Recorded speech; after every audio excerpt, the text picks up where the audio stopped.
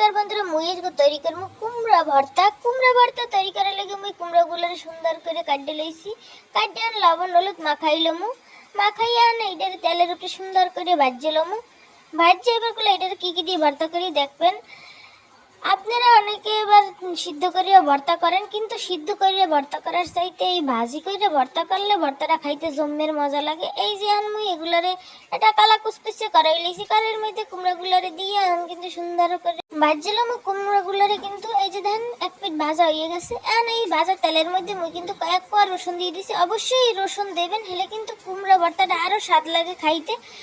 কুমড়া ভাজার সময় রসুন কয়েক এরকম তেলে ভাজে লইবেন। এখন কিন্তু ভাজা মোর হয়ে গেছে, লইছি করলে শুকনো মরিচ তেলের মধ্যে ভাজছি। আর এই যে দেখেন এই ভাজা রসুন লইছি আর কুমড়া লইছি আর লইছি যেটা এটা হইলে যে পেঁয়াজ ভাজে লইছি তেলে।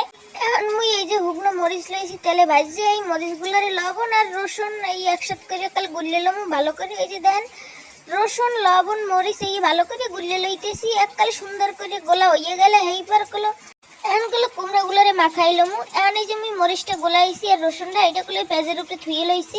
এখন ওই কুমড়াটারে মাখাইয়ে এইবার ওই পেঁয়াজ মরিচ একসাথে কুমড়ার লাগে মিশিয়ে মাখিয়ে নেবো, হেলিগুলো রেডি হয়ে যাবে আপনার কুমড়া ভর্তা। অবশ্যই একবার একটু এইরকম বানাই খাই দেখেন জম্মের মজা লাগে। কুমড়াগুলোর গুলো মোর এখন গোলা হয়ে গেছে। এখন কিন্তু মুই এই যে পেঁয়াজ মরিচটারে ভালো করে কুমড়ার লাগে মাখাইলমু।